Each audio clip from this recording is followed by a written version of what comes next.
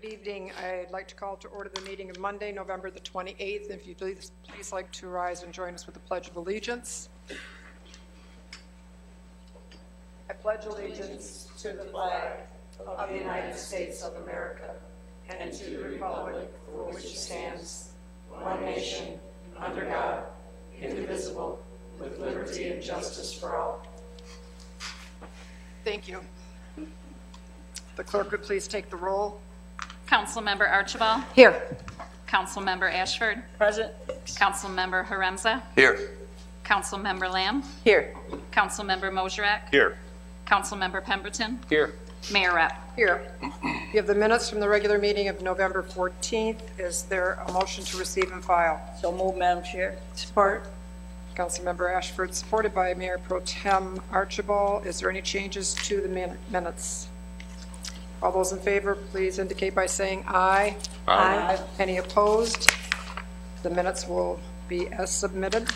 We now move on to presentations, and we have one tonight, and if the clerk would please read it. Representatives from the Michigan Department of Transportation will provide a presentation on the Blue Water Bridge Plaza expansion project. If you'd like to come forward and then introduce, I know there's several of you, so.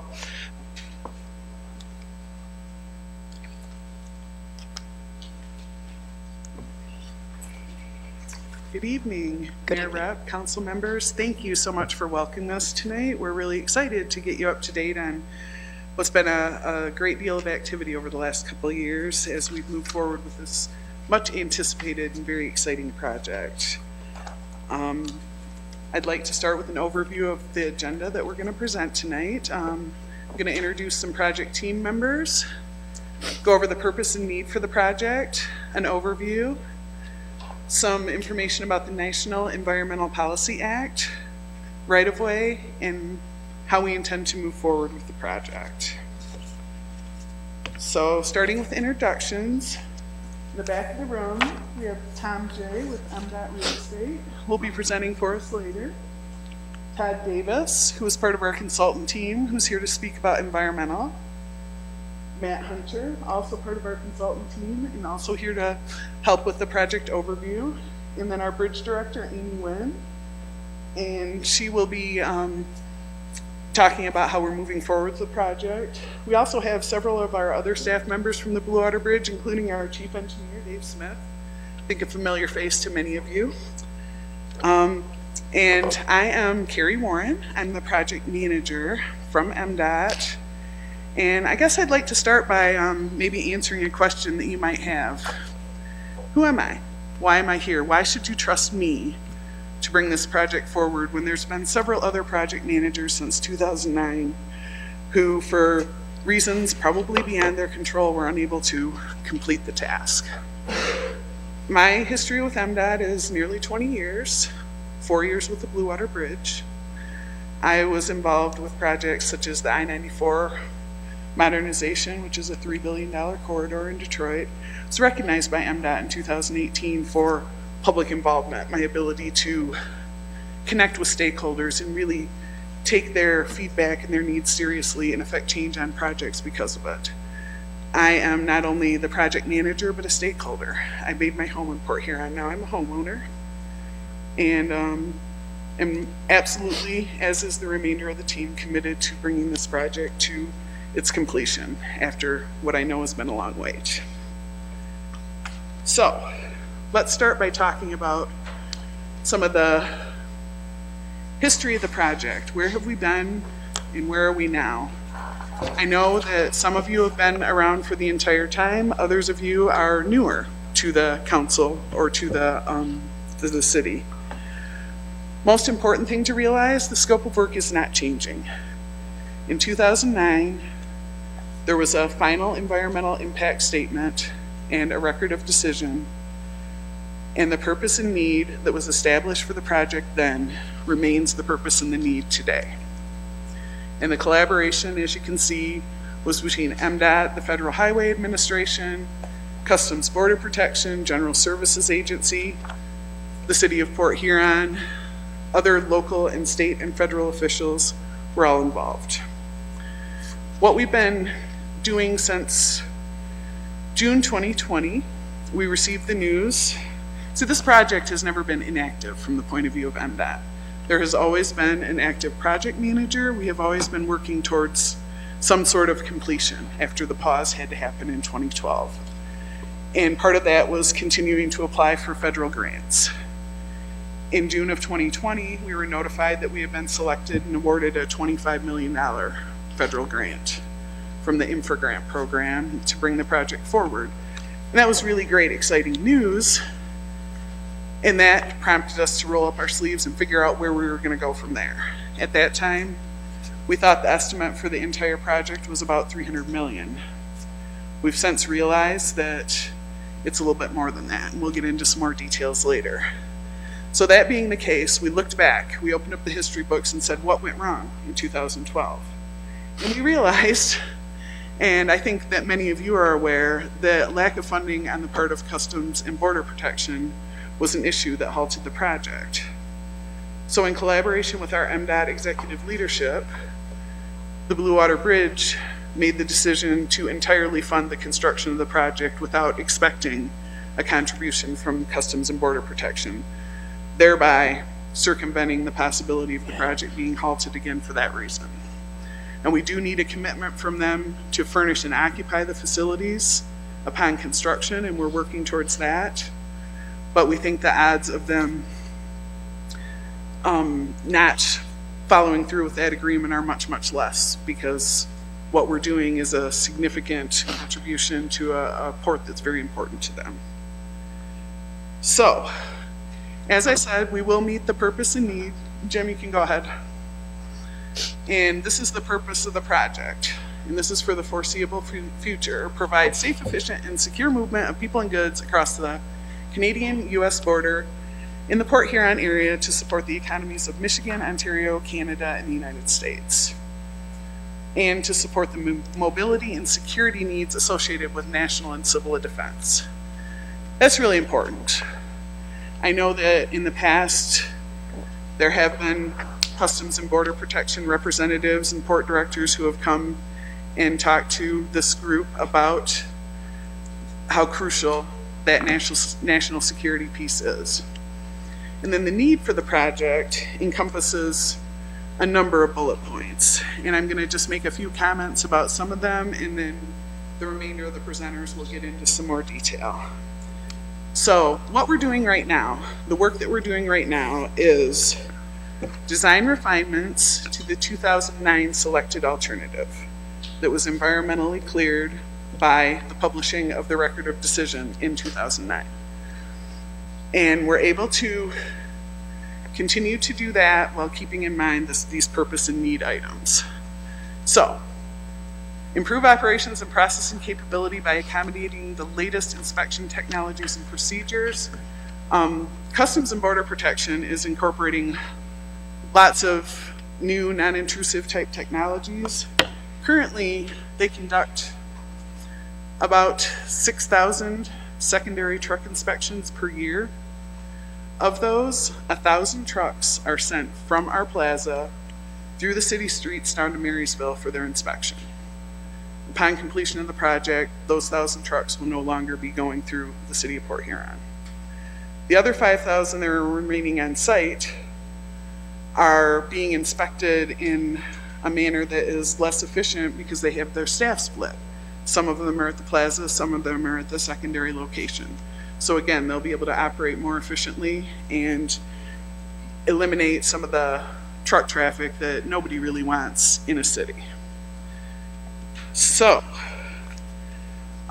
2009, our design, and again, details to come later, was much more extensive. We've cut it by about 25% in footprint.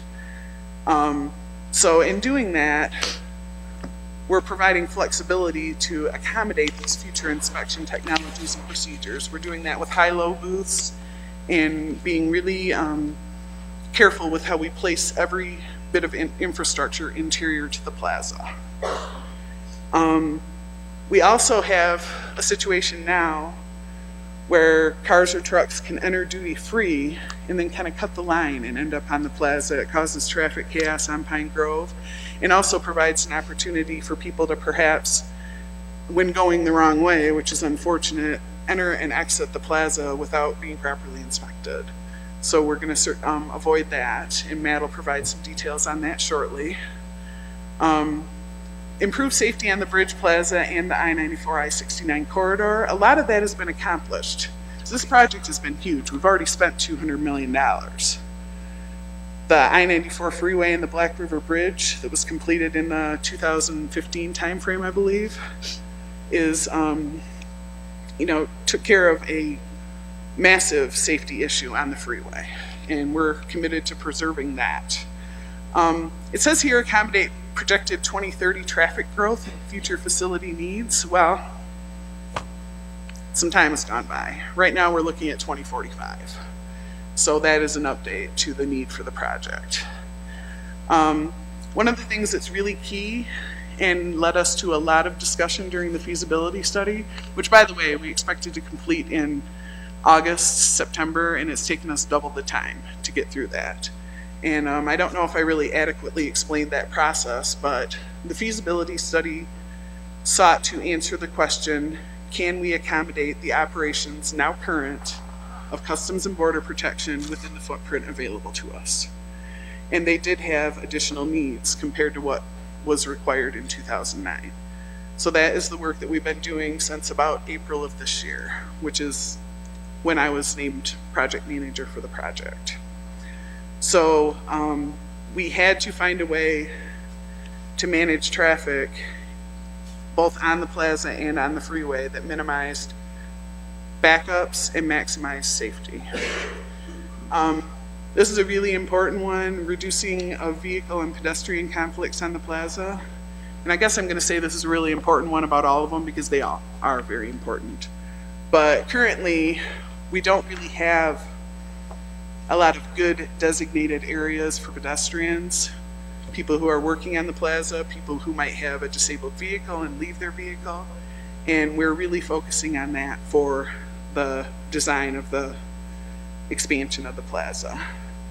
I already touched on this a little bit, minimizing the routing of commercial traffic to local roads. And not only the CBP, but during our maintenance operations. Currently, our snowplows make an awful lot of left turns from Pine Grove to the plaza. We want to stop them from having to do that, especially in poor weather. And then some things that have already been completed. I was wrong, 2012 was when I-69 and I-94 were improved, and then the Welcome Center in 2014. So, we're going to introduce our next speaker, but I'll just touch on a couple more points before we do that.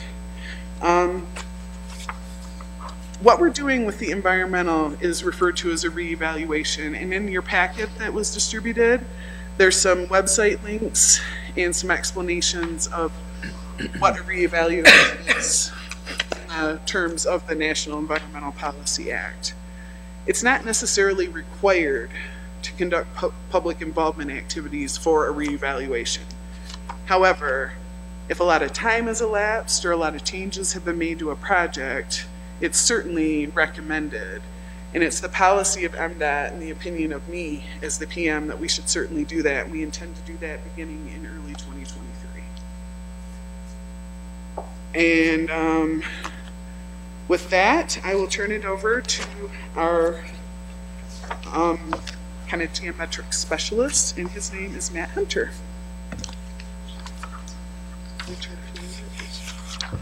Good evening.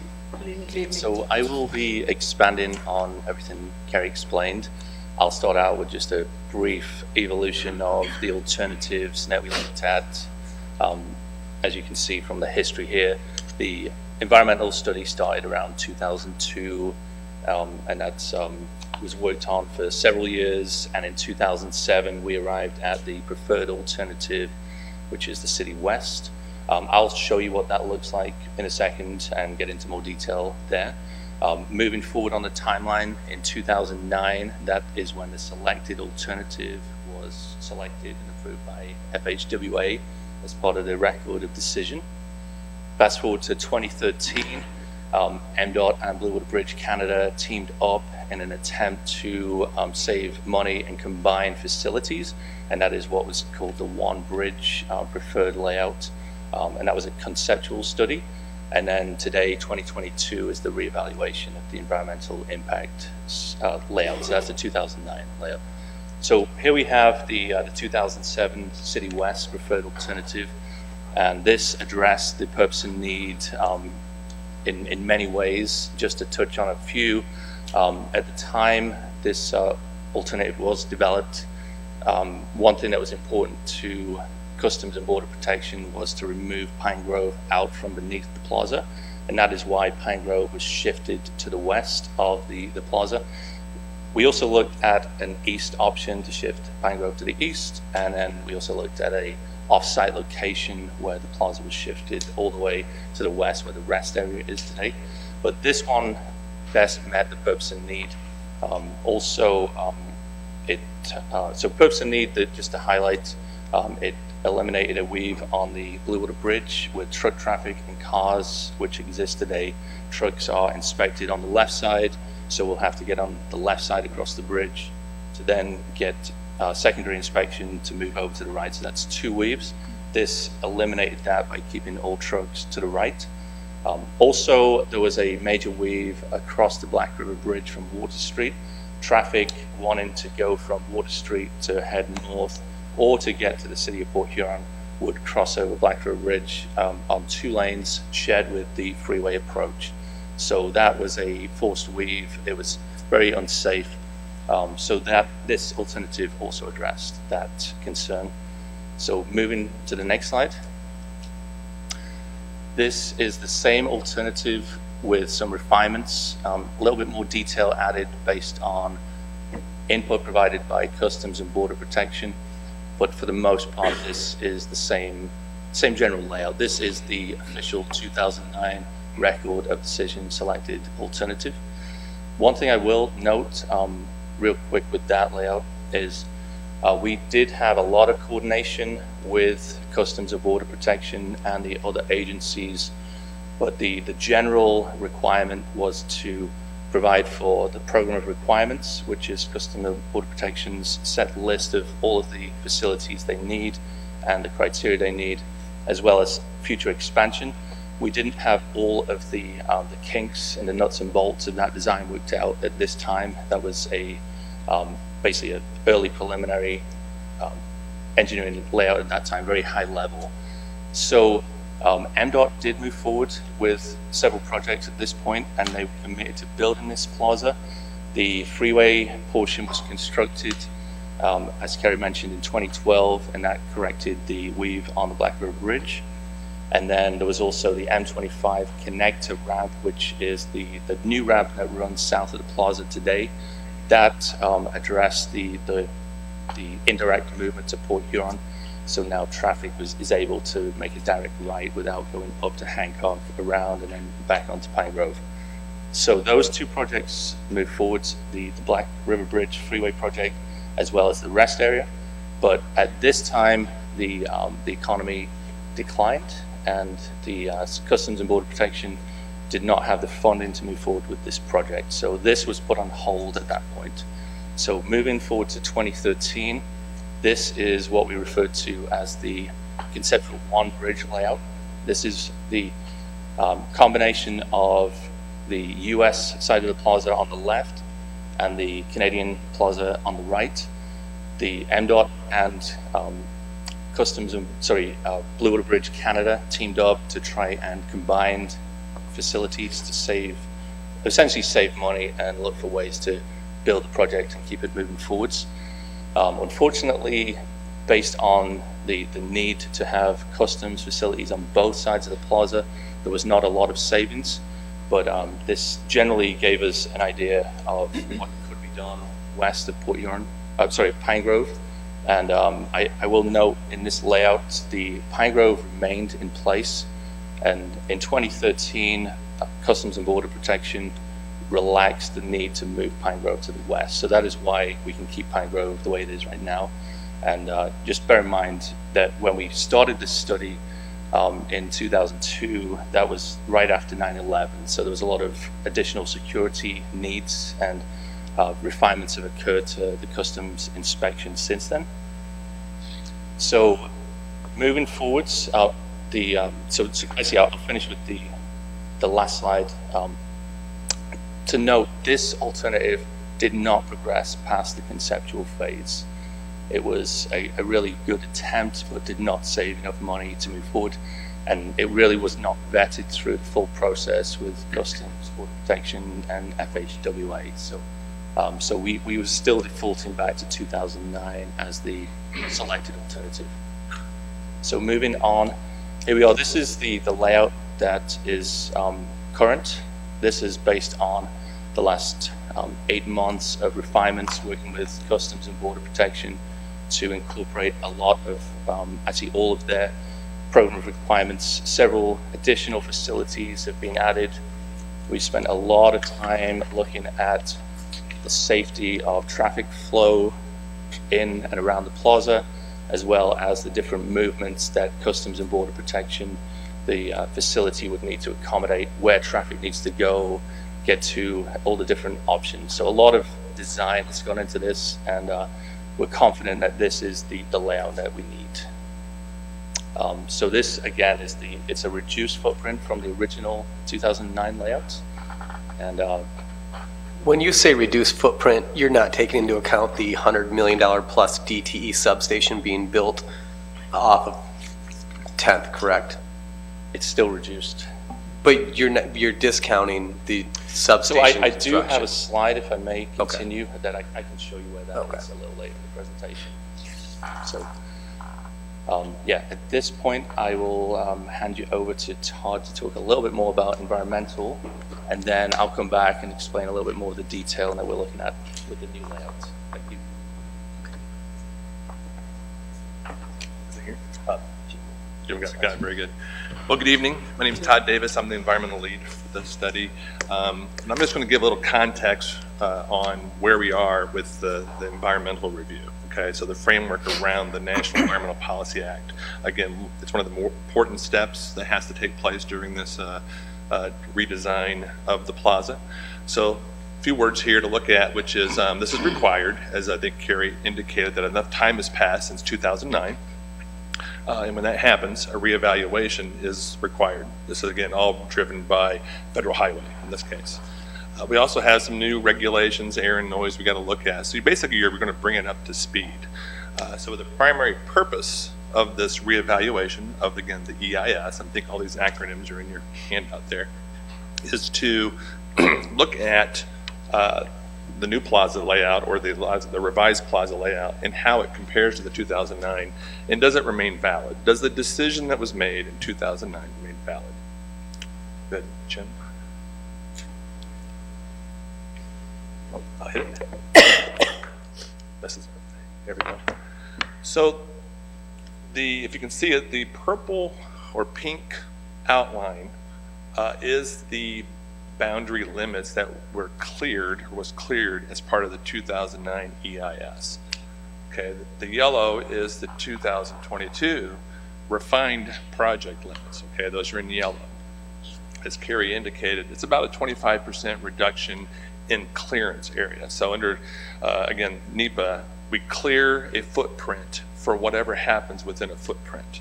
And in this case, the revised footprint, there is no expansion beyond the 2009 cleared footprint. Everything that's being done or proposed is happening within that prior footprint.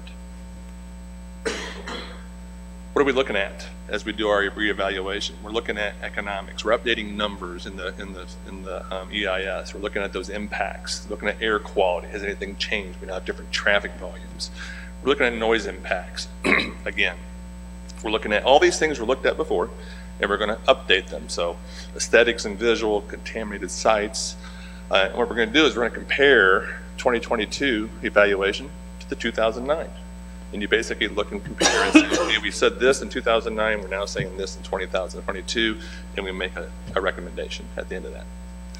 So how will this reevaluation be used? Is we're going to use this evaluation in documentation, and Federal Highway, ultimately as the lead federal agency, will determine whether the 2009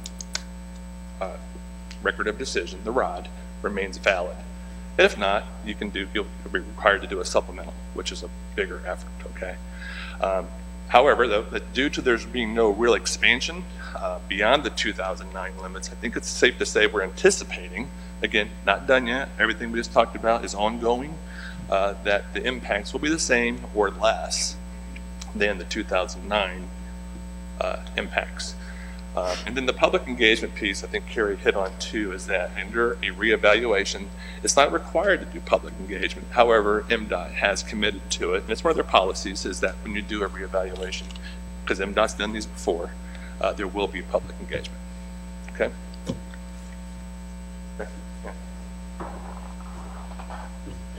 Real quick, so just to be clear, between the 2009 and 2022, in your reduced scope, you are not factoring in on the corner of Elmwood and 10th, the massive DTE substation relocation that was required for this project. That is not considered part of your 2022 scope, to be clear. Amy's going to address that in her comments. It's a simple question. No. I defer. The substation relocation is not considered part of this scope. We will explain. Understood. Yeah, and just to help you get a visual, the location you're talking about is right here. That is where the DTE substation is getting relocated to. So I'll just go into a little bit more detail as far as what changed with the layout and why those things happened. As mentioned previously, there was a fair amount of expansion to the program. The USDA, FDA, those are two different agencies in addition to CBP, had additional facilities that needed to be accommodated. The outbound inspection was grown and now is fully functional. The outbound inspection is located right in here. This is a primary inspection lane for Customs and Border Protection and a primary inspection building for Customs. The enhanced Nexus access, that is the ability for the public to park over here and then walk over to the main building for Customs, apply for the Nexus program, also the FAST program. And what does that yellow represent? Give us some. The yellow shapes here, these are bridges. Those are bridges. Yeah, and Okay. this isn't a new bridge. Oh. So Can you give us an idea so the council knows the grade that they'll be going up here, the height? yeah, so if I may, I'm going to go through what was added, and then I'll talk about the traffic flows and explain the grades as part of that, if that works. Okay, thank you. So additionally, we had canine accommodations, which are located in this area here. This is a new administration building. And then also additional staff visitor parking. Wanted to make sure that there was enough parking for the shift changes for all the agents, and that was evaluated as part of this effort. And generally speaking, there was a lot of different security things that CBP wanted to be included in the layout. So looking at the actual layout and how traffic flows, outbound inspection. First, vehicles will all access the plaza on the west side over here. The local access over here will be closed. Duty free is located in this area currently. That will be relocated down to the south part of the plaza. The benefit of that is that all traffic will now flow through the plaza and access duty free. If they desire, they will not have to get off onto Pine Grove and add traffic to Pine Grove. So going through the toll booths, vehicles will pass underneath this bridge here, stay at grade around the corner into duty free, or continue on around the loop. And then right in this area, this is where the grade will begin to climb up, and then there will be a bridge here. And then this is the primary inspection lanes. Just to give you kind of an idea of elevation, the existing Pine Grove Bridge, it's about 22 feet elevated, and this bridge will be approximately the same. So right in this area, this is where the plaza today climbs up and goes over Pine Grove.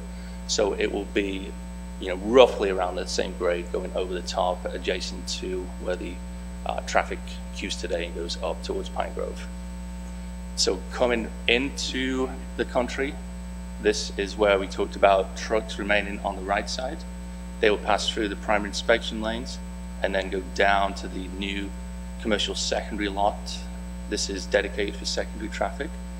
Cars will remain on the left, which is where all cars drive on the freeway today. Keeping cars on the left eliminates the weave on the bridge. And then if a vehicle is then sent to secondary, they will be kept in the middle. This will now be passenger vehicle secondary inspection. So as far as the need for the loop, the reason for that is to provide as much separation between the tolls and the primary inspection lanes as possible, as well as providing plenty of space for vehicles to merge over, access duty-free, make a decision on whether to do that, and then merge back into traffic before passing through the primary inspection lanes. If we don't do this, there will be a really congested area right in here. Lots of conflicting movements, queuing traffic, and that's a safety concern we wanted to eliminate. So moving on to the next slide, focusing on some of the local traffic movements. You can progress through, Jim. Keep going, 2 more. Okay, stop there, yeah. So today, in order to get to duty-free, vehicles exit, this is where the M25 connector ramp is today. Make a left and then another left. This is duty-free and then pass to the plaza. Otherwise, local traffic will have to queue in this area, northbound on Pine Grove, left onto the plaza. And what is happening is savvy drivers, if there's a queue onto the plaza, they know if they get off on the local movement, they are able to use the M25 connector and bypass that queue. So if that is to happen in the future, they will need to go all the way around Hancock. This is the local access to the plaza over here. So that would be eliminated, keeping quite a bit of that traffic off Pine Grove. As far as the 10th Avenue intersection, this is Pine Grove and 10th Avenue. This is a very skewed intersection. A lot of crashes occur today. It's significantly better than it was prior to the 2012 project, where it was a 6-leg intersection. These legs with Scott Avenue were closed. Now it's a 4-leg, but the skew is still severe. So what we've done is teed in 10th Avenue at the south and the north intersections, and that improves safety and operations based on our analysis. So here is the comparison of the before and after, essentially. The pink layout is the plaza layout from the 2009 City West alternative, the selected alternative that had 109 acres total, and the purple layout is the refined layout, which has 82 acres. So in that number, I will disclaim that does not include this area here for the DTE. Okay, that is all I had on the layout. So we had, this is an aesthetic example of some treatments along Scott Avenue, and based on feedback from, I believe, Mr. Freed, we appreciated your input as part of the feasibility study, the concern with the M25 connector being closer to the neighborhood. We compressed the design as much as possible, moved this ramp as far away from Scott Avenue as possible to maximize this green band. So here's an example of some treatments that could be applied. MDOT is committed to working with the public, meeting with the public to receive feedback on the periphery of the plaza. Inside the plaza, inside of the secure wall, that's Customs Border Protection, they have a lot of very specific security requirements, and that layout is, for the most part, set. Even we do not have all the answers or the input as to why some of those things are important. We accommodate them within the design. Outside of the plaza, at the interface with the public, that is where we have the ability to add some aesthetic treatments. So looking here, this is a rendering from the west end of Scott Avenue.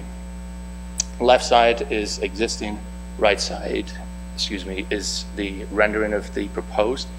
You can see here there's a shared use non-motorized path, as well as some benches and a parklet area.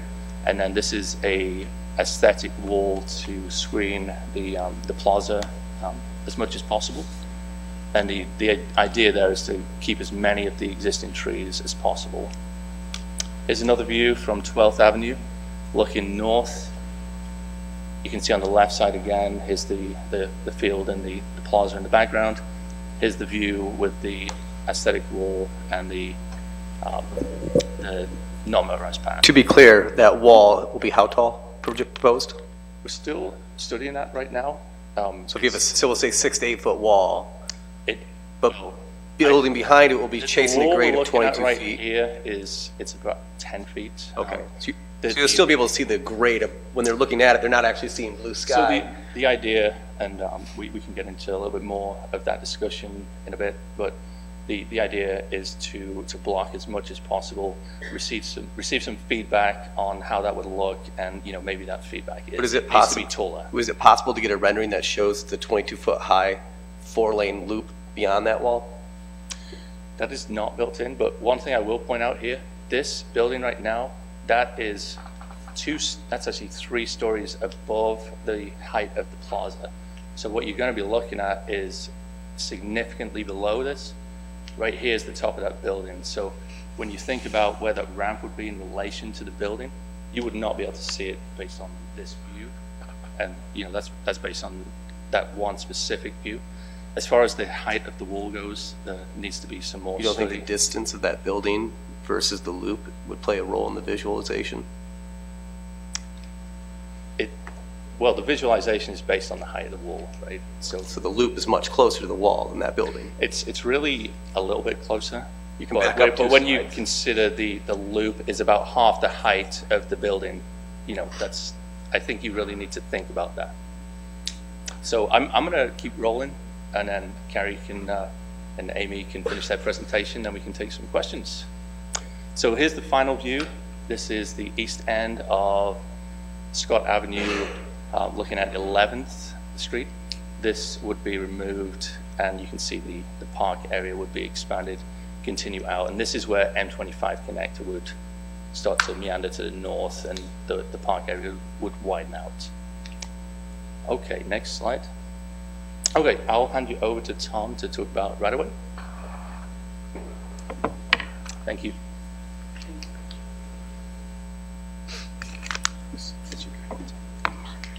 Hi, I'm Tom Jay, and I've just got a brief overview of the regulations regarding excess property. It's like a 5-page handout in your packet, hopefully, that you're going to get. And basically, MDOT at some point will have excess property to sell. There's a couple different ways, because this is all bought with federal money. There's a couple different ways to sell it. One is to a governmental agency, and that can be done for $1 for, if it's for a transportation purpose, with a permanent reverter back to MDOT. Otherwise, it can be for a public purpose with a 10-year reverter, and it has to be at fair market value. And then the other way, there's a direct private sale, but then the auction sale is the most typical after that, which is we appraise it for fair market value and then sell it at public auction.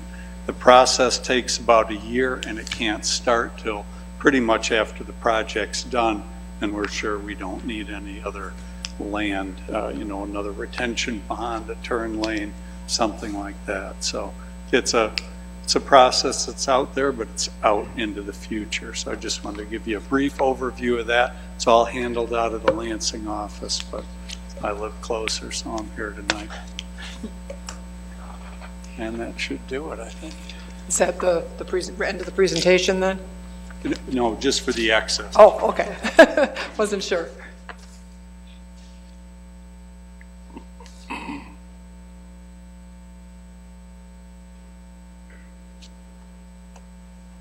Almost done, I promise.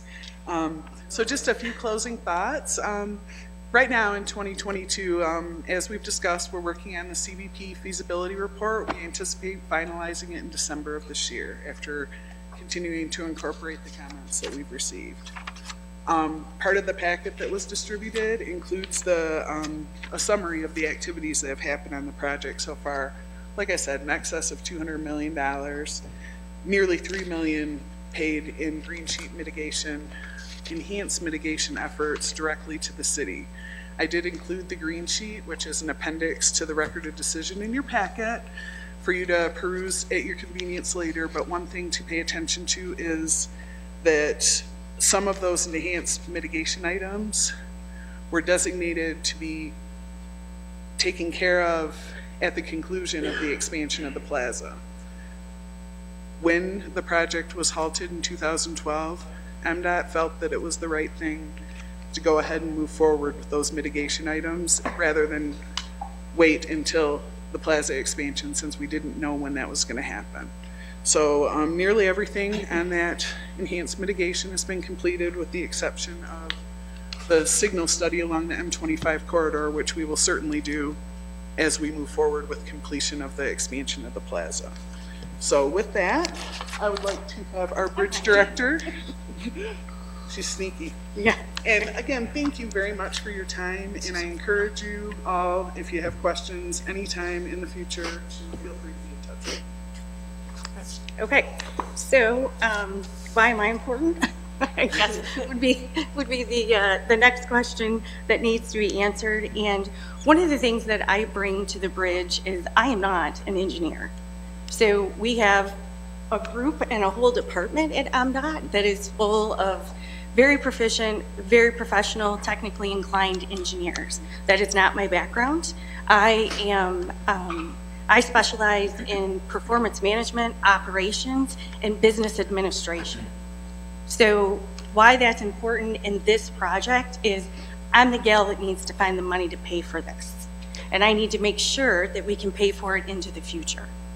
So that is my significant role in trying to figure out how we're going to move forward with this project. I think, as Carrie mentioned a little bit earlier, we anticipated the project would be about $350 million to complete. The early numbers have been returned to us in the $600 million range. That does not include some additional expenses that would take us to almost $700 million. And I want to call to everybody's attention that this is money that is being paid for by the Blue Water Bridge. This is not, we have $25 million worth of infra grant. The rest of this money is coming from our operations. So it is a large investment. And one of the things that these studies, and now we're looking at 2045 numbers, shows is that our bridge, our crossing, is growing. And I'm going to give you a couple statistics in just a minute about how large and important the Blue Water Bridge is to both the United States and the Canadian economies. But currently, our truck traffic is increased by 6%. I think everybody, and it's slated to continue. And one question that you may have is, how is the Gordie Howe going to impact the Blue Water Bridge? Those studies have been conducted, and at a very conservative level, they have anticipated about an 8% diversion rate. Keep in mind, we have continued growth in our future, and that's a very conservative prediction of 8%. We service different corridors, right? Our trucks come from a different place. So I think everybody remembers, and I know Chief Plaxer's out here in the audience, when the Ambassador Bridge closed for a short period of time, and it was a very long 6 days for our operations. But I think it showed definitively how important our crossing is. And we had traffic backed up for 14 miles and 12 miles for 6 days straight. It took a lot of coordination and a lot of effort, but we were able to manage and keep the safety and the concern of the public as our top priorities. So, Mr. Freed, to answer your question that you have definitively for us was, are we taking into consideration the footprint of the DTE substation? And yes, absolutely we are. I think as the presentation showed, the original 2009 record of decision had about 109 acres of real estate that it was consuming.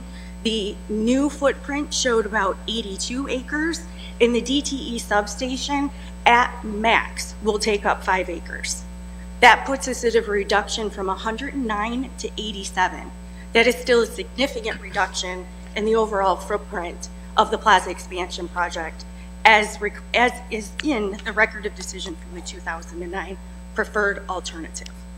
So to answer your question, we did take that into consideration. The second question you had about DTE was within the scope of work for the plaza expansion project.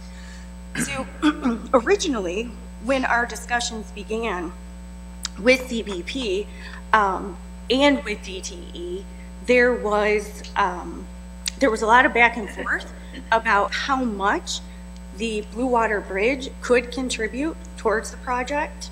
And one of the questions that I had for DTE at that point in time was, is this substation on your capital improvement project within the next 10 to 15 years? Can you tell me, as we all know, that substation is currently worn and at capacity, right?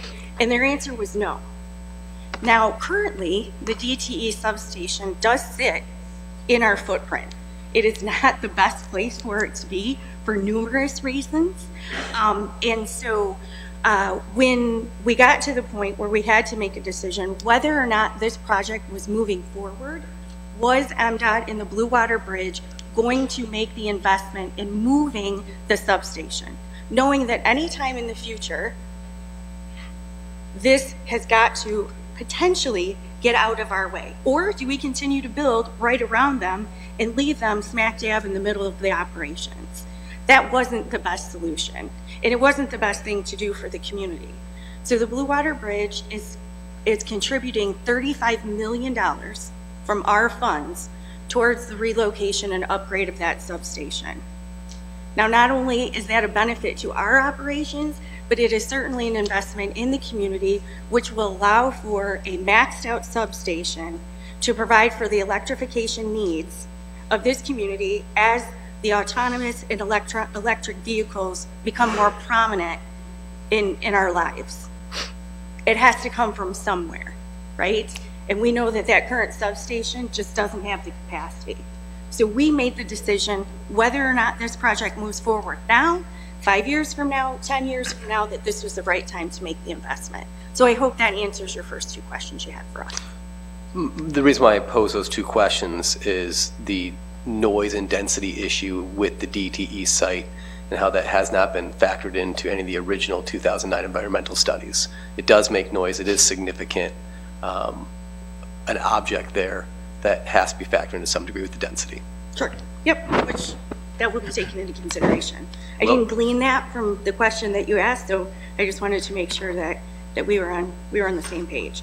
So moving forward with the project, obviously we do not have $600 million in the bank, nor can we afford to bond an entire $600 million all at once. So the remainder of this slide here shows a phase 1, 2, and 3 approach, which is currently what we believe will move us forward in the best path with the most affordability in order to complete this project. Is it going to take us some time? Absolutely. This is not a project that's going to get done in 2 years, right? This is a project that's going to take numerous years to complete, and we have to generate the funding. We're looking at bonding, we're looking at other grant applications, we're looking at state funding. We are going to tap just about every door that's available out there to see if there's any additional funds for us in order to move this project as expeditiously as possible. But the end result is we need to come up with $600 million. It's a very large investment. So, okay. I just want to throw out a couple of things for the council to consider, but you know, our goal here is to be completely transparent. We want to be good partners. We want to be, you know, active in the community. We want to make things better and improve what we can. We don't want to be a detriment to the community, and we want to be transparent. And I think that's what brought us here tonight for this presentation, is because we have been transparent going through the feasibility study. We've included all of our stakeholders. Mr. Freed brought to our attention that they had some concerns about that he had some concerns about the design updates from the preferred alternative, which is why we're here today.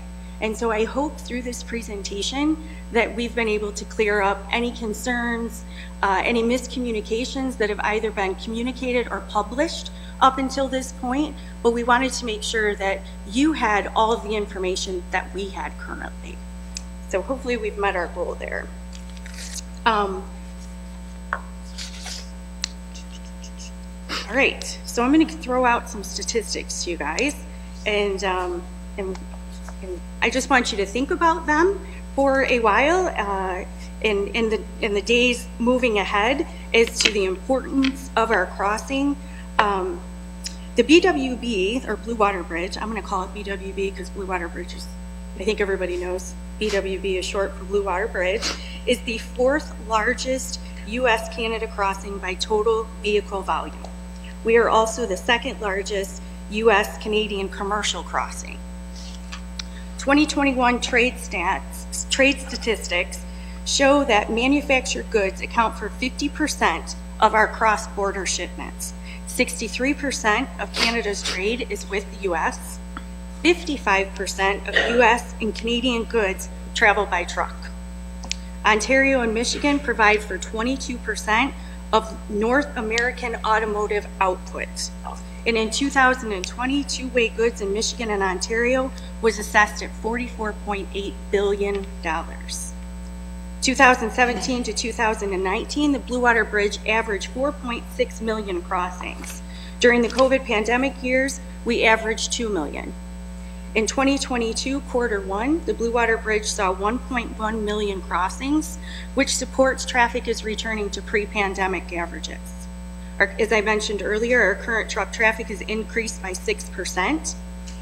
And what the Plaza expansion project ensures is the vitality of the Blue Water Bridge and eliminates some of the crucial safety concerns that we have that have been mentioned during this presentation. It eliminates the current traffic weave on span 1. It also eliminates the need for drivers to enter into live traffic, and it places the duty-free store within the plaza. The new duty-free location, as mentioned earlier, will eliminate the truck traffic on Pine Grove and subsequent strain on the Port Huron Police Department for traffic maintenance and decrease commuter interruptions on Pine Grove. Again, all of the things that we've been looking at is trying to decrease our presence and increase the efficiencies. The last few points that I would like to address is that, as I mentioned, the $35 million is an unprecedented contribution towards a utility relocation. That was something that we had to really consider and weigh the options, and we made the determination that it was more important for the community and for our operations. It wasn't a single-sided decision, that it was just best for the Blue Water Bridge. And I think we talked about most everything, but one of the things I think that also will have an impact on Port Huron is that the project will ultimately, $600 million being spent on a project here in Port Huron is obviously going to increase revenues for the folks who live and do business and have their businesses here in the city of Port Huron. And $600 million is a significant investment. And so, as we move forward with this project, our hope is that some of the revenue is going to be shared with the people in this community. So that's all I have to offer for right now. Well, I want to thank you, all of you, for your presentation tonight, and I'm sure council members do have questions, and to keep it orderly, I think we're going to start down at that end perhaps with our new council member, Councilmember Huron, and we'll just come on down. Everybody gets an opportunity to ask a question, and I don't know who will jump up and answer them, but that's up to you. We'll pick the most experienced person for that. Thank you. The substation that you're saying 5 acres, I couldn't really tell. What's there now? What would that be replacing? It's empty property that was acquired previously for the project. Got it. Yeah. And then I guess my other question, when we're throwing a lot of numbers out there, and I heard, it started at 350 million and then you got a 25 million grant, and that maybe pushed it over. But then when you started seeing the estimates of 600 to 650, and then I heard the year's numerous. So I imagine you have your first bucket of money for phase one. In that first bucket, what's the timing on that? And I understand the other one's vague, but what's phase one look like as far as timing? Well, the best way to answer that is it's really crucial to see what happens, particularly as we move into the public involvement in January. If we are able to keep the controversy to a minimum and satisfy the stakeholders that we are executing the project in line with the 2009 record of decision, then we can complete the reevaluation and have the recommendation to move forward on the project, at which point we will be looking at procurement about a year from now. And incidentally, doing that allows us to keep the $25 million infra grant, which is in jeopardy if it's not obligated to be spent in fiscal year 2023. So that's really important. However, we are committed to doing the right thing.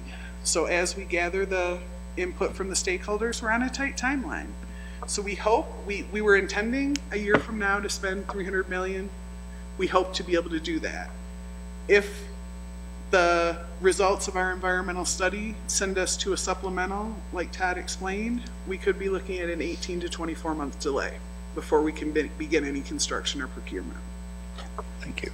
And then actually one other question then. In your best case scenarios or the growth that you're projecting hits, everything falls into place. From when would be the estimated big window, I know, for phase 3? We're still doing a lot of work with our finance people in Lansing. Right now, we're looking at an 8 to 10 year timeline for completion of the entire project. And we expect that that's feasible. We hope that we can find additional funding that will make it less than that. We're if market conditions change, certainly we'd want to take advantage of, a reduction in construction costs if those surface in the future, or supply chain availability. Because one of the things we struggle with in construction is the supply chain and the availability of the materials. So we're trying to plan for speeding up that 8 to 10 years if some of those cost savings can be realized between now and then. But the first phase, I think you were alluding to how much would the first phase cost, and we're looking at about $200 million. Thank you. Thank you. I had more than one. I've got way more than that, but I'm not going to ask them all. I'm going to start with, forgive me if I'm somewhat skeptical, but we've lived through this before. We've heard a lot of this before. We've had a lot of promises, a lot of commitments that, quite frankly, we didn't see. We've got a lot of vacant property, a lot of property tax loss, and I could go on and on and on. So I want to say that there are some things in the design, the new design, that I do like getting the trucks off of Pine Grove to go to the duty free. We warned them in our public way back when in the stakeholder meetings that would happen. Nobody seemed to care. So that part is nice. My concern is this: you talk about not needing necessarily a large environmental study because the footprint is actually smaller, not bigger. That may be true, but the design of the plaza has changed. The design on our side and near our neighborhoods has changed significantly. And I find it very difficult to believe that anyone could say that that's not going to have an impact on noise, on pollution, stacking trucks. All of that is going to be a problem. So what I'm looking for is that commitment that if the full study doesn't have to be done, at least that part is done. I don't understand how we could create all these loops and stack all of these vehicles and not think there's going to be some kind of a change, especially for those neighborhoods. And that's really, really close to that neighborhood. So that's the first one, is what are the plans to do that, regardless of whether or not you have to. And I'm going to follow that with because I'm not sure I understood it exactly, where are all the trucks going to sit and idle when there are backups? And we know right now they pull off on the highway, they come up onto Pine Grove, they go on our side streets. Am I to understand they're all going to be stacked in all of that and all these loops right outside that neighborhood? So that was the second question. those two kind of go together, so that's kind of why I threw them out. And my third, I'm just going to throw out anyway, is 700 million is an awful lot of money. So my question is why? Why now? And what are we really getting? Are we getting enough out of that for $700 million? What are we going to change that makes that worth that? Okay, well, I'll start with the question about the environmental study. Like Todd said, we go back and reevaluate every single bit of data that was gathered in 2009. We are reassembling, looking at the updated traffic numbers, and if that data reveals a need to go further, we will go further. But no matter what, we must, and we are in the process of gathering all of the data to vet the noise, the air quality, the pollution, all of the things that are important that were on the list in the presentation. Additionally, we do have the ability to, we're doing, gosh, what words am I looking for? Basically a traffic study for the whole surrounding area. And we're using the model from SEMCOG, which is the Southeast Michigan Council of Governments. I'm sure you're familiar with our local metro planning agency.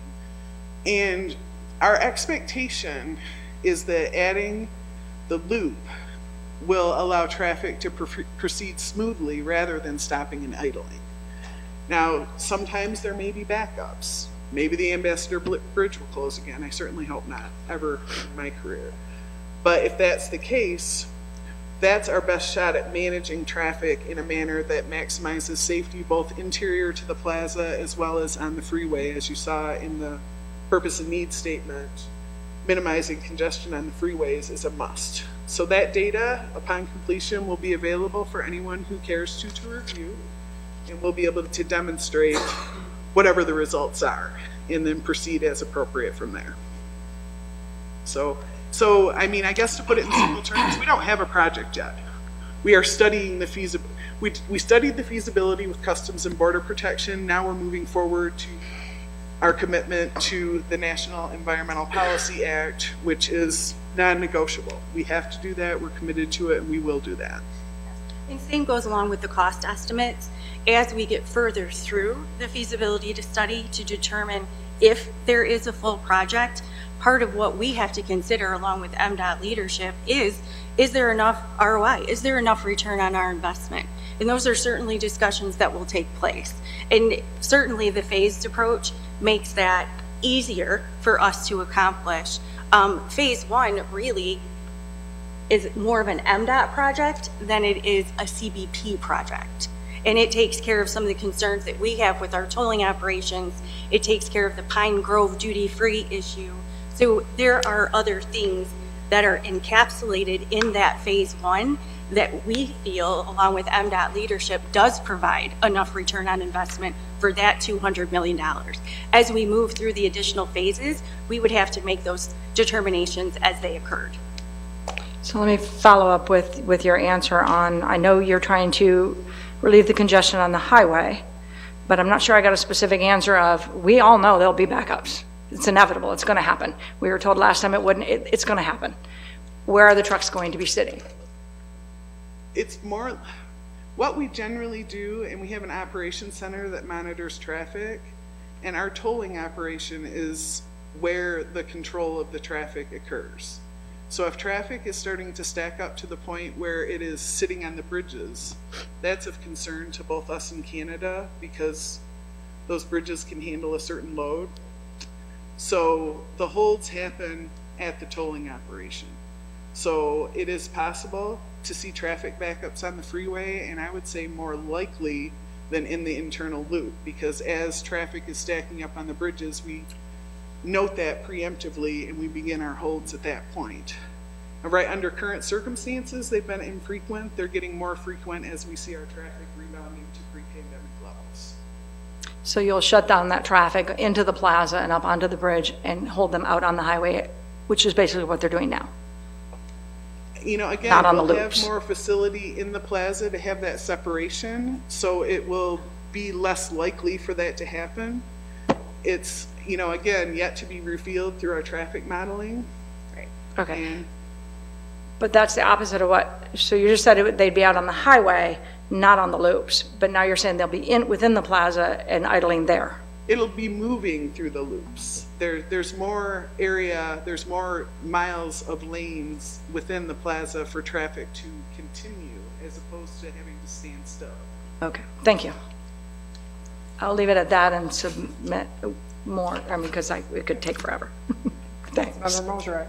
Good evening. Thank you for being here. Mine kind of goes hand in hand with Mayor Pro Tem Archibald with the backups and such.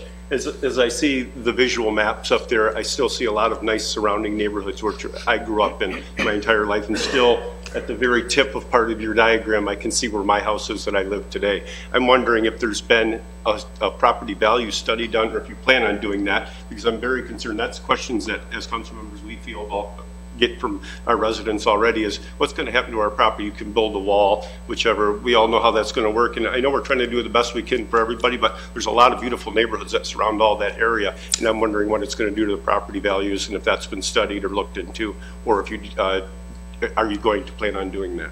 Yeah, that is part of the reevaluation for NEPA, is to assess the economic impact, which would include any impacts to the surrounding property values.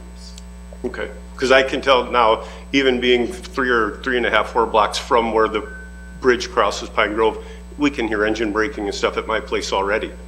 You know, and it's loud. I know they're not supposed to engine brake, so I can't imagine how loud this is going to be for the surrounding neighborhoods that are even closer than I am. So this is a big concern for me on that. Yeah. Well, I lived in Optimus Park for my first 2 years in Port Huron, so I share your concerns as a stakeholder, and we definitely take that very seriously. Thank you. Thank you. I'll pass and keep mine till the end. If there's any left by that time, pass it on to Councilmember Ashford. Yeah, hello.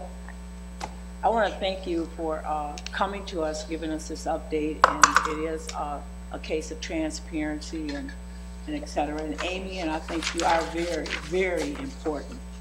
More important than the engineers, because they can't get started without you. So that said, I did have, you did answer my question. I was concerned about my former employer, DTE. You know, I was wondering about the substation. I knew we were at capacity, all that, and how that's going to play out. So I thank you for that. And then also you talked a bit about the wall that's going to be on Scott, you know, across there. And I'm not so, I'm worried about the visual, but does that wall, would it provide any noise, any prevention? Is that included in that in any way? Well, right now we're referring to it as an aesthetic wall. Okay. We don't yet have the results of the noise study. Okay. At the point where we have those results, if the mitigation would lead to a noise wall, that will, from a certain point of view, narrow our options a little bit, because that's a very prescribed piece of infrastructure. Even if the noise study doesn't require what people colloquially refer to as a noise wall, there will be a wall of some variety. And we're looking forward to input not only from the council and the mayor, but the public as we proceed to our public involvement in January to identify exactly what that will look like. Oh, okay. So, you know, Mr. Freed made some points about the height as compared to the grades within the plaza. That's certainly something we'd take into consideration. But regardless of the results of the noise, we are committed to providing that mitigation, even if not required. Yeah, it seems like as you move forward, it's going to be a lot of moving pieces that's going to change, and that's to be expected. You know, it's a project. What else can you say? And then also the environmental piece in here, I think that is one of your first steps in the process, because you can't get started without an environmental review, period. So, you know, I just appreciate, you know, you coming forth. And my last question is that, how much do we weigh into this as a council? I mean, you're going to do what you got to do anyway. Is that right? I mean, you can tell me all day, whatever, you know, and I love the thing about the safety, accessibility, and you know, getting the economics, the truck traffic. I mean, you might not like something, you know. So at the end of the day, we still win-win here. You got to do what you have to do. That's the driver to all this, you know. So I just want to know, as a council person, you know, hey, can we stop you, or can we say go, or we sit here and we just That suck it up? might be a question for your legal representative more than us. But at the end of the day, I don't even want to think about that. Yeah, I don't want. I'm a little bit too old to be managing a project where there's day-to-day controversy with our host city. Yeah. It is my hope that we can, and I know, 2002 to the present, Right. as Mayor Pro Tem Archibald referred to, there's been situations with the project that, you know, I can share. Some of my colleagues told me were low points in their career. Right. Okay? And all I can do is promise to bring best team in the business, And you have. and we are going to get up every morning and make it a little better every day, do the best we can. Yeah. Well, I We would want to be partners. We want to consider your concerns. I think we demonstrated that by already making some revisions based on the concerns that were brought to us during feasibility by Mr. Witter, if he's here. I don't remember if I saw him, and Mr. Freed. So, but at the end of the day, the word stakeholder in terms of this project is plural. And we will consider all of the stakeholders, certainly including but not limited to the city council and the mayor. Yeah, well, just for the record, Carrie, I wasn't going there where Archibald was going. I was just going there as a period at the end of my sentence, you know, just how much is this, you know. I'm all for this. I'm for progress and moving forward and respecting people in your lane to what you have to deal with.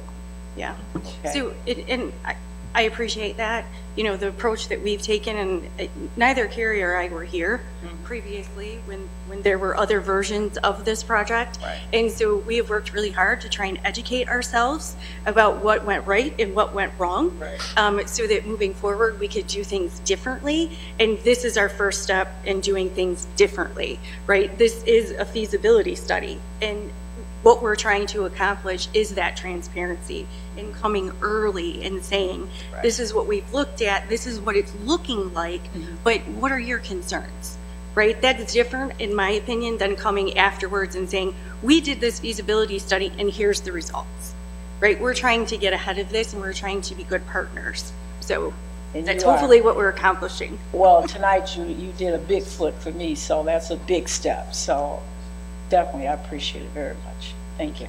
Thank you, Mayor Rupp. Councilmember Pemberton. Thanks, yeah.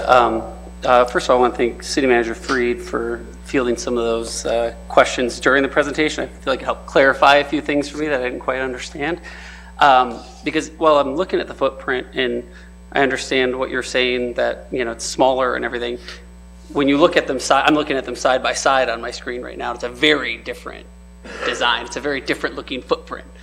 And again, I think some of the concerns were already brought up about even just how close the Scott Avenue, I mean, that's obviously a big area of concern. It sounds like it was mitigated a little bit, but even looking on the map, the amount of green space on the original plan is very, very different. And again, if you calculated the green space, it might be the same, but in the old one, all the green space kind of surrounded the neighborhoods, and now most of the green space is off on the edge of the highway. So I have some major concerns there, just as a comment, and because we already kind of touched on it. I think the questions brought up about the aesthetic wall are concerning, and even, this, obviously this is new for me. I've been on council for 4 years now, and the 2009 would have been when I was coming back from college. So what I'm wondering is, when you have the stakeholder input, if there's not a full need for a full environmental, as Mayor Pro Tem Archibald mentioned, the rendering you showed us tonight, I thought, Mr. Freed brought up a really good point. It showed a blue sky, right? And I assume all of the residents in that neighborhood were shown renderings back when the original study was done. Hey, this is what we think this project's going to look like. Are we going to make sure that there's better renderings than what was showed to us tonight? Because I agree that I think it would look very different with 10-foot wall and 22-foot plaza, that close to it, and trucks backed up on or maybe not backed up on a loop. Is there a plan, first question, to show those neighborhood residents full scope of what this would actually look like with better, more detailed renderings? Because looking at these side by side, I think the level of grade and where it is seems to be much more increased on this new plan. And we can offer options, right? But part of the stakeholder engagement is to try and discern what those individuals would like to see. So yes, will there be better renderings? Absolutely. Once that feasibility study is completed and we have all of the data, that will answer questions like, is it a noise wall? Is it an aesthetic wall? What are the options if it's aesthetic? What are the options if it's a noise wall? None of those items have been determined yet because the feasibility study isn't finished. So what we provided you today was simply a option, but there's probably going to be numerous options that would be available. Okay. And yes, we will refine the renderings to consider those grade changes. I appreciate that comment. We kind of, you know, full disclosure, put this together a little bit on the fly because we wanted to meet this date. And we're glad to be here, but definitely some room for improvement is available. And just to offer a little perspective on this particular concern, in the 2009 selected alternative, Pine Grove was rerouted and was going to be somewhat north of Scott Avenue. Now that's a facility that would have been an at-grade boulevard section that carries about 30,000 cars a day. And there would not have been, it's not limited access right away, no wall, no fence, just right there, okay?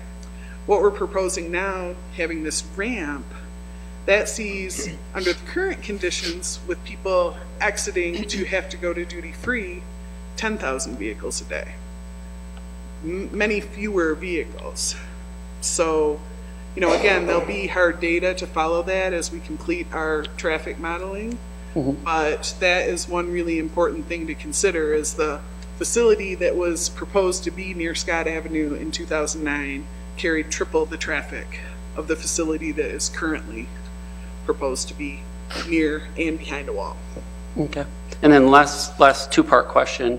The 10th Avenue change, it was really fast in the presentation, the 10th Avenue and Pine Grove, that, you know, crossway intersection.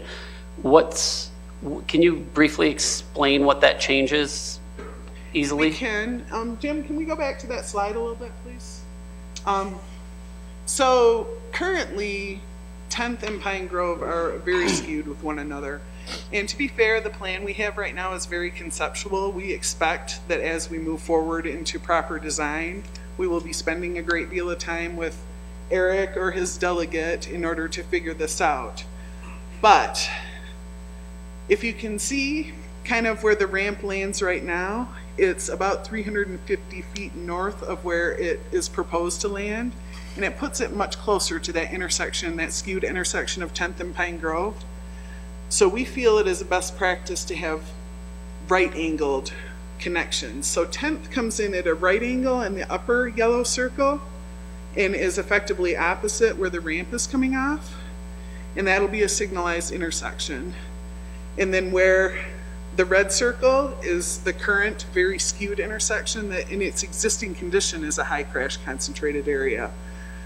Instead of that existing, as you can see, 10th is coming in and teeing up a little bit to the south, also on Pine Grove. Does that make sense? Does that help? I think so. I know.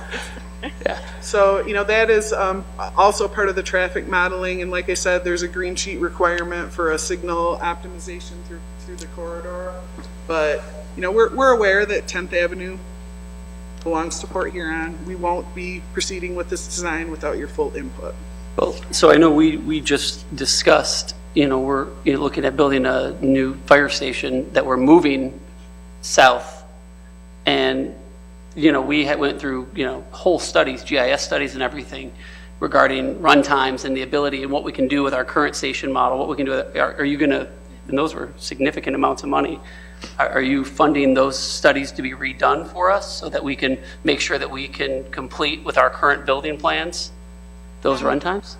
Well, what I've asked Mr. Freed to provide is the current studies so that we can use those as a benchmark and figure out what needs to be done to make sure that we aren't doing anything to make anything worse. So short answer, yes.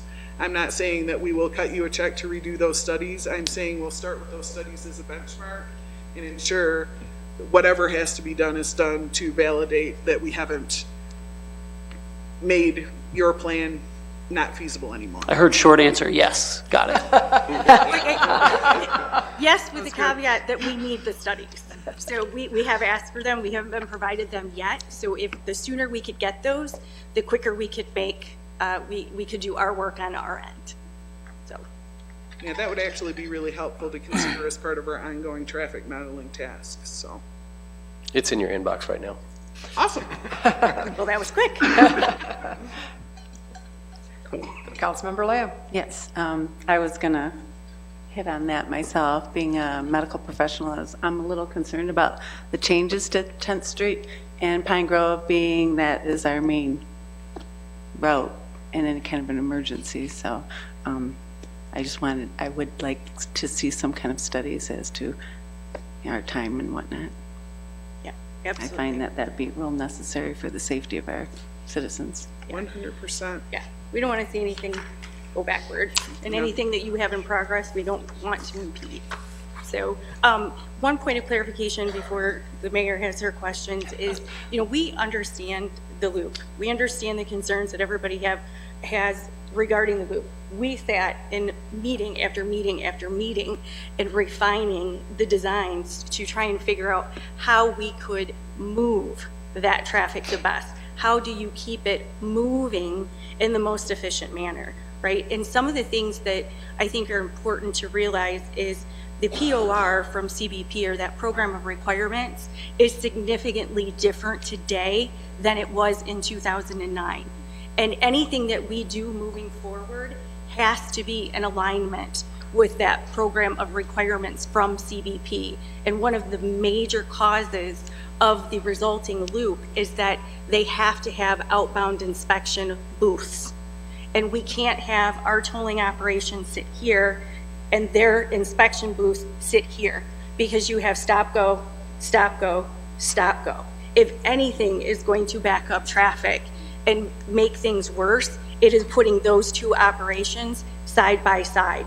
That loop allows for that separation so that we can continue to move the traffic rather than it stopping, going, stopping, going, stopping, going. There are several studies that show exactly how much that stopping results in backed up traffic. So that is one of the things that we are trying to avoid, understanding that the loop is probably not what everybody loves, right? But sometimes there are things that have to be done in order to continue to move that traffic and not make things worse. But when we met 2 weeks ago, it was the loops were to get the stacking off the highway, which the highway was designed for that. What is the difference between those trucks being stacked out on 94 versus the loop? They're still being stacked. It's just in a loop instead of straight. Well, again, we're still waiting for the results of our traffic modeling. We expect, depending on how that comes out, to make refinements. But all of this was in search of, as Amy said, attempting the best attempt a whole room of really smart engineers and others could come up with to keep traffic moving, as opposed to having the stop go and the need for the holds like we have now.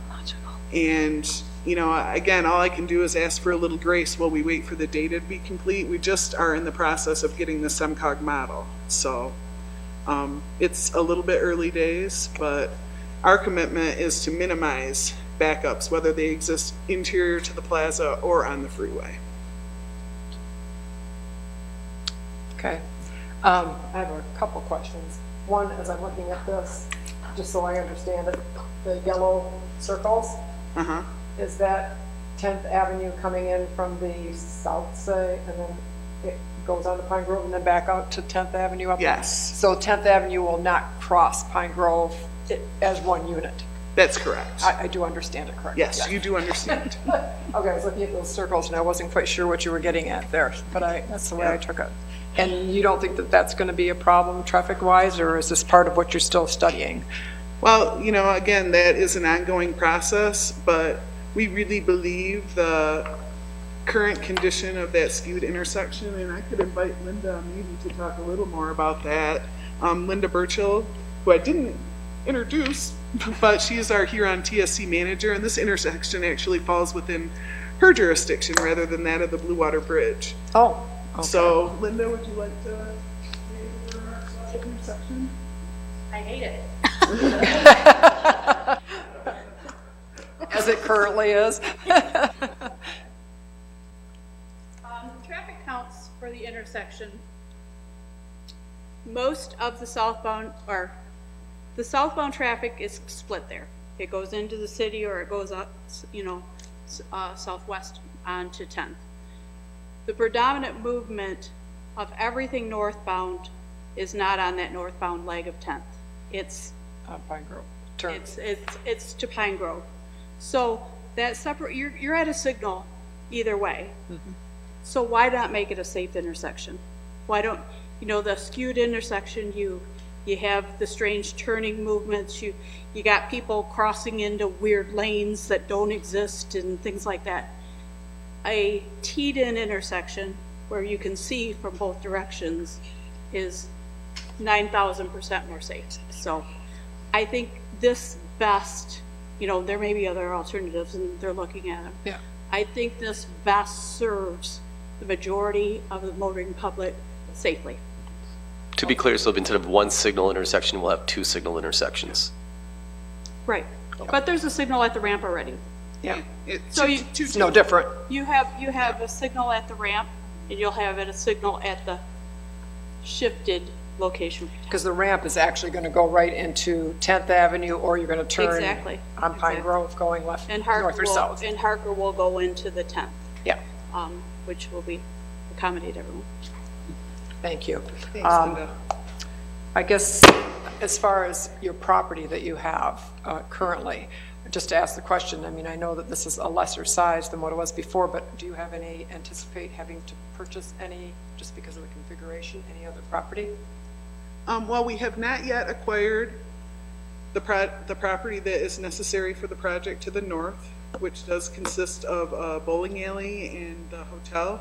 It's kind of a, Right. I don't even know what brand it's under now, but immediately to the north. It's Quality Inn, I believe. I think that's what it is now. So anyway, those acquisitions are yet to occur, and they're kind of moving forward in concert with what I started talking about, our agreements with CBP. We don't want to repeat the errors of those who came before us. So until we're absolutely sure, I guess I'll go out there with my 80s movies reference. If we build it, will they come? We aren't going to buy that property. So phase one that you were talking about would not include that property It would anyways. not. No. So you could proceed with phase one with never purchasing that property. That's correct.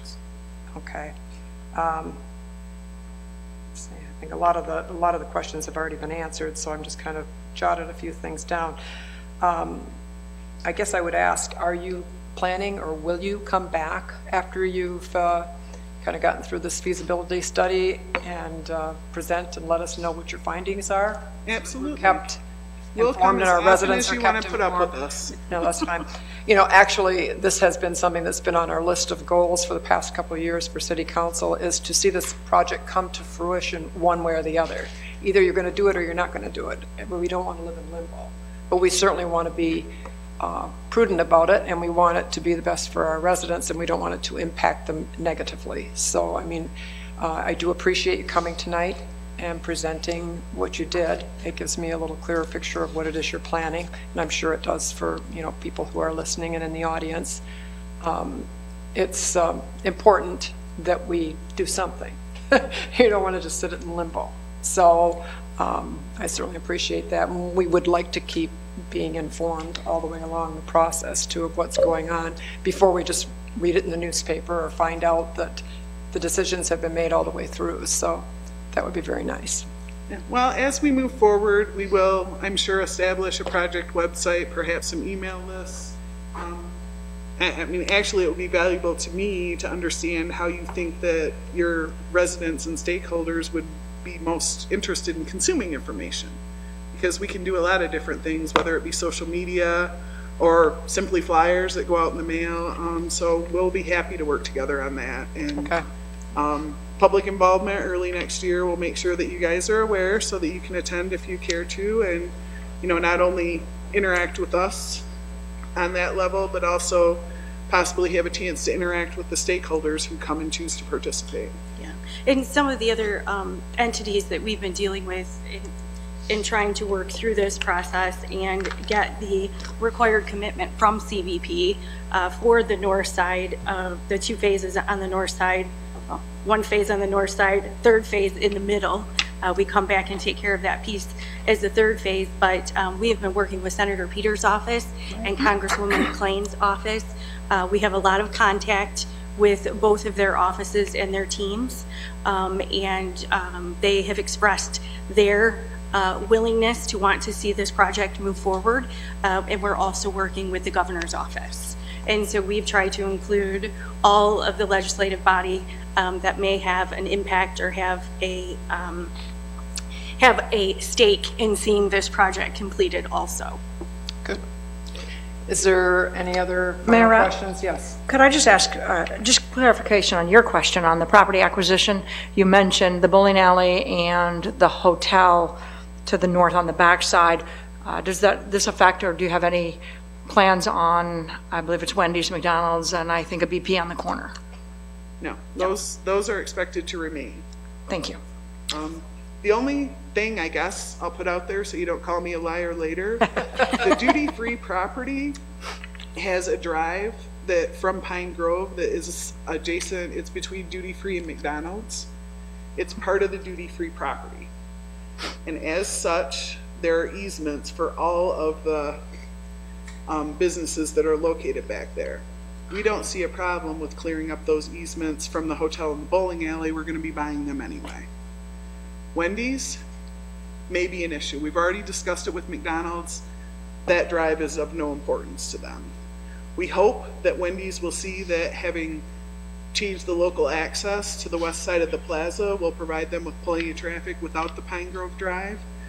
But, not trying to be real funny, if Wendy's says, yeah, you can have our easement and it's $5 million and it comes with a free fast food joint, we may have to think about that. So that's yet to be determined. Thank you. Okay. Madam Mayor, if I could just add, I just want to thank you for coming as well. There's a lot of business owners here tonight who didn't know what was going on. I appreciate transparency, but we're here because it made the front page of the paper. That's how a lot of these business owners figured out what was going on. So I do hope going forward we can continue to inform not only our business owners, but our residents, but also our state legislators and our federal legislators. I talked to Congresswoman McClain. There was confusion on whether this project was even happening. Whenever they've asked some really tough questions here tonight, as they should. Whenever we look at projects that go in the city, we just think about if we had to live there. If I had my 2 daughters playing in the backyard on Scott Ave, how would I feel about 4 lanes of truck traffic idling? These are just basic human concerns. As a working class community, their homes are their number one asset, and so protecting, whether that be visual, light pollution at night, you know, the noise, the odor, these are all very important things to property values and to these homeowners. This is their number one asset. So I do hope going forward you can understand the humanity behind the questions which were asked tonight. I do hope in your environmental study it's a realistic look at density in use, not just size and scope. And I trust that your engineers can make that happen. So thank you again for answering the call.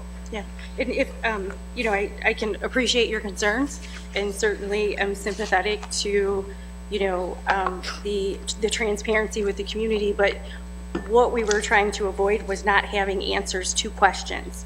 And I think as we went through this today, you can tell that we don't have all of the information.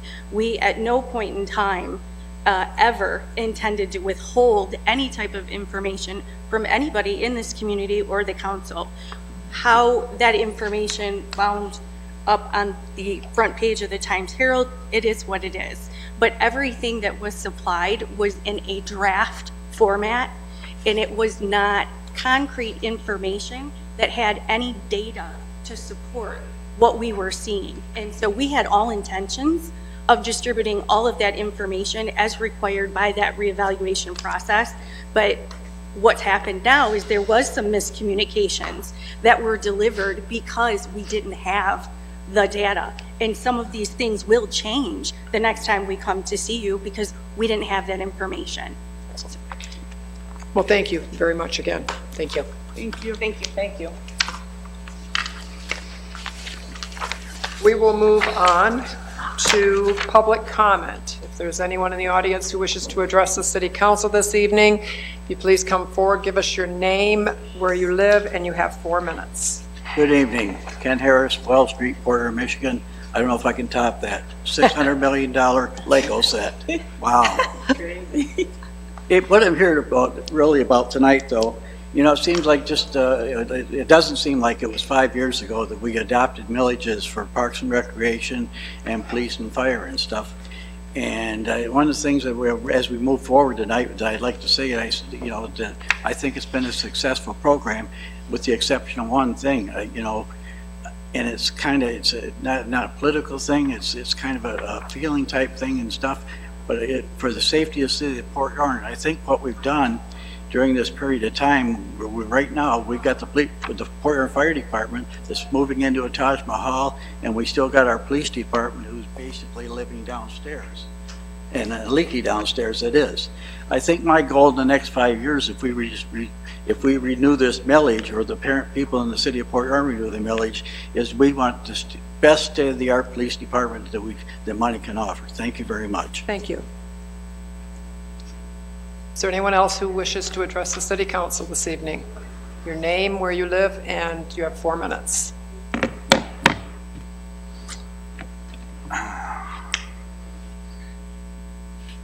Julian Ruck, 1423 Lapeer Avenue, Polly's Place.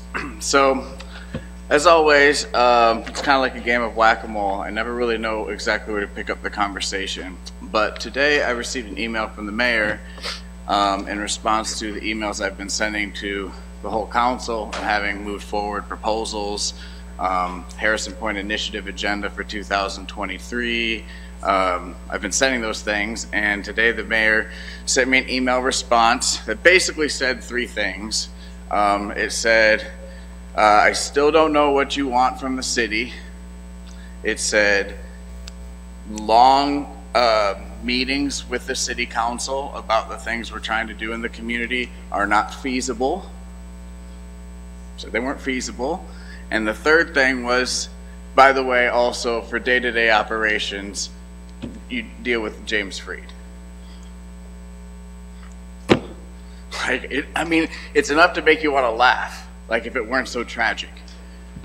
If 1 in 4 weren't living in poverty in this community. Like, consider how many children are hungry right now, tonight, who are being abused right now, tonight, with double the poverty of the national average in this city.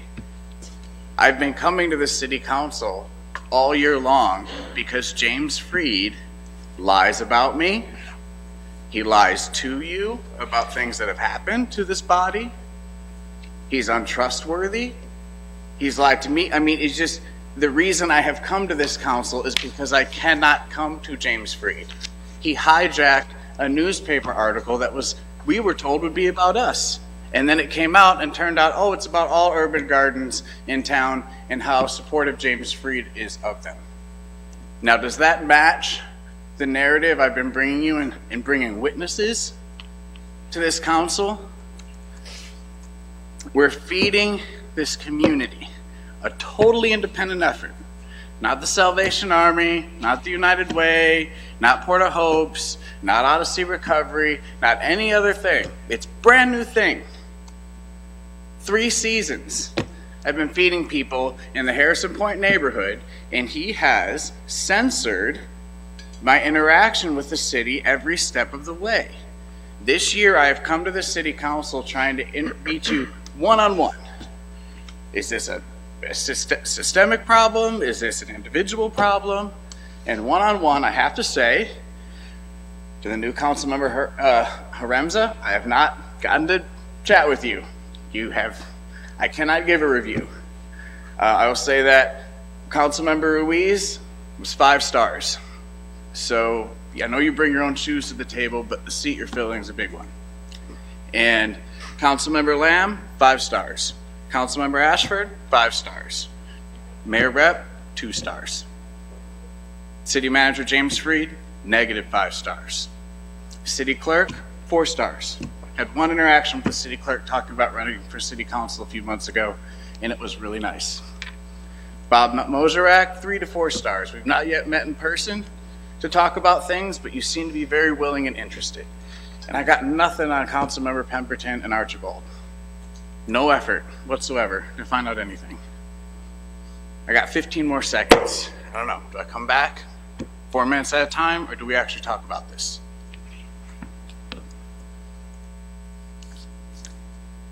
Thank you. Is there anyone else in the audience who wishes to address the city council this evening? Please come forward, give us your name and where you live, and you have 4 minutes.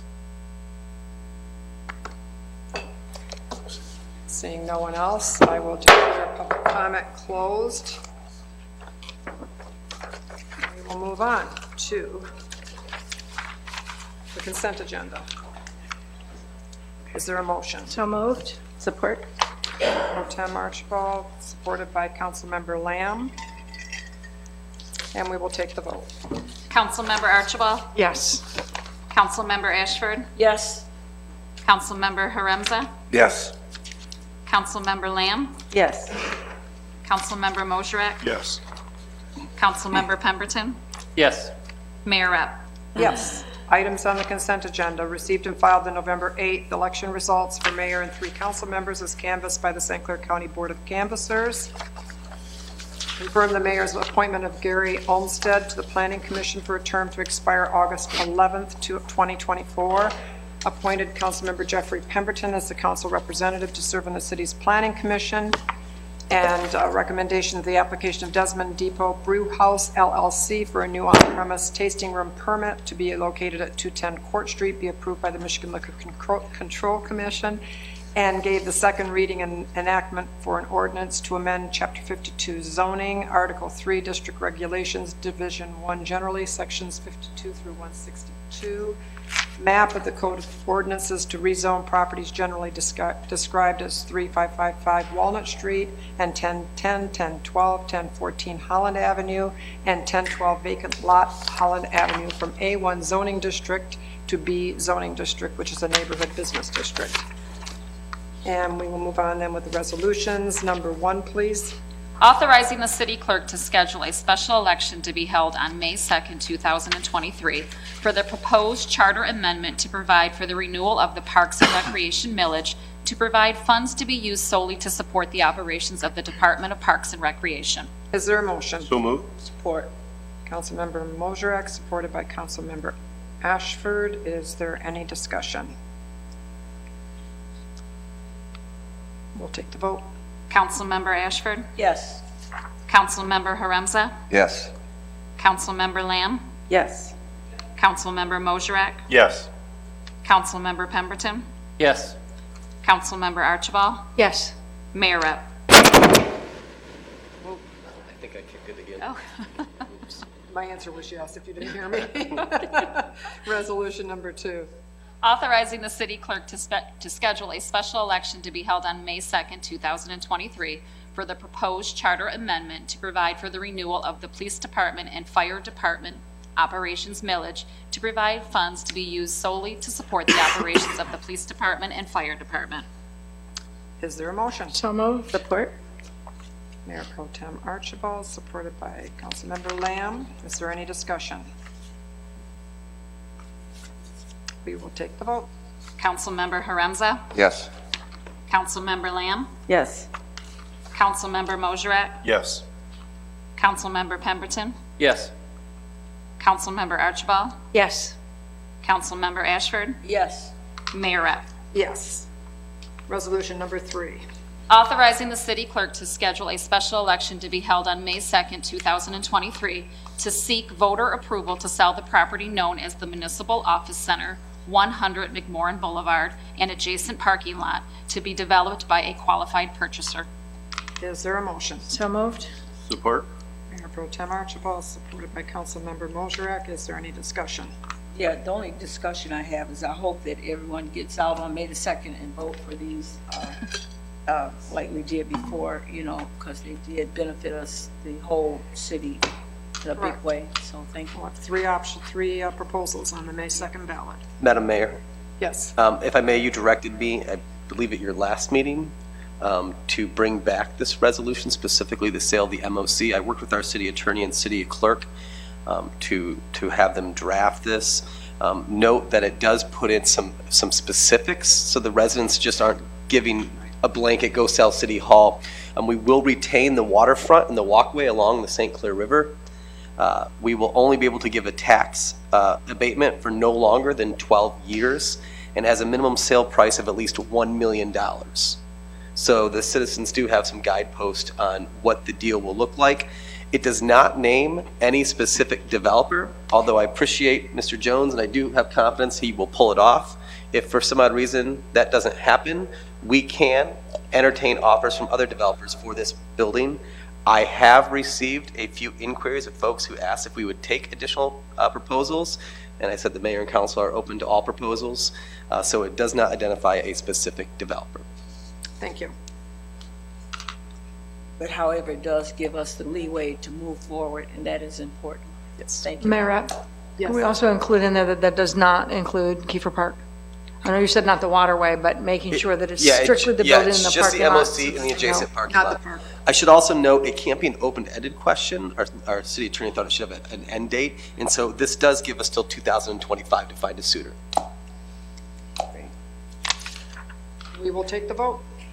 Councilmember Lamb? Yes. Councilmember Mosrek? Yes. Councilmember Pemberton? Yes. Councilmember Archibald? Yes. Councilmember Ashford? Yes. Councilmember Haremza? Yes. Mayor Rep. Yes. Item 4.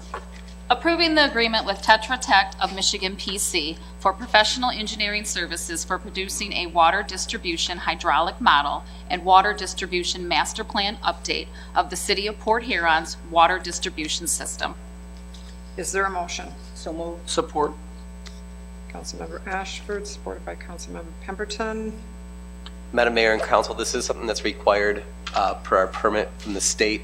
It also is helpful as an economic development tool to show what water capacity we can provide users if need be. So it's both required, but it is a nice tool. Not good reading, but a nice tool. Is this budgeted or it was already configured in that? It's in the budget, correct. Okay, thank you. If there's nothing else, we'll take the vote. Councilmember Mosrek? Yes. Councilmember Pemberton? Yes. Councilmember Archibald? Yes. Councilmember Ashford? Yes. Councilmember Haremza? Yes. Councilmember Lamb? Yes. Mayor Rep. Yes. Item 5. Approving the agreement with Tetra Tech of Michigan PC for professional engineering services to replace raw sewage pump number 2 at the wastewater treatment plant. Is there a motion? So moved. So moved. Support. Councilmember Lamb, supported by Mayor Pro Tem Archibald. Madam Mayor and Council, we have 3 sewage pumps. 1 and 2 were replaced in 2010 and 2012 respectively. This is pump number 3, which is proprietary to our plant. The reason why we're going with Tetra Tech is not only they have a decent proposal, but they have the most knowledge of that wastewater plant to get it done. And this is also budgeted. Yep. Is there any other discussion? We'll take the vote. Councilmember Pemberton? Yes. Councilmember Archibald? Yes. Councilmember Ashford? Yes. Councilmember Haremza? Yes. Councilmember Lamb? Yes. Councilmember Mosrek? Yes. Mayor Rep. Yes. I think there's no objection. All 3, 6, 7, and 8 are all authorizing and supporting submission of grant applications for Spark grants for different parks. So we'll take them all together. Go ahead. Authorizing and supporting the submission of a grant application to the Michigan Department of Natural Resources for the consideration of a Spark grant to assist with the installation of new boiler systems and renovations for improved access to the Court Street and Sanborn Park public pools. Authorizing and supporting the submission of a grant application to the Michigan Department of Natural Resources for the consideration of a Spark grant to assist with the purchase and installation of accessible play equipment at Pine Grove Park. And authorizing and supporting the submission of a grant application to the Michigan Department of Natural Resources for the consideration of a Spark grant to assist with the purchase and installation of multi-sport courts, BMX course, accessible play equipment, and recreational activities at the 16th Street Park. Is there a motion? So moved. Support. Mayor Pro Tem Archibald, supported by Councilmember Pemberton. Madam Mayor and Council, the one and only Nancy Windsor. Mayor Rep and City Council, fair. As you know, in the city of Port Huron, we have 23 parks. Of those 23 parks, 16 of them have playgrounds and playscapes in them. And thanks to the city residents in the millage and leveraging grant dollars, we've replaced 8 of them. We've got 2 more in the works. Gratiot Park is just finishing up, and also Haynes Park has already been ordered and will be here in the spring. That'll get us to 10. That leaves us with 6 parks still left, and I told you I'd give you a little update. I know a couple of you have asked me. Pine Grove Park is next up for, I'd say, one of the scapes that really needs attention. It gets a lot of people on it all the time. You drive by, there's people there. Lakeside's next in order of, I don't want to say disrepair, but I would say in order of heating repairs soon.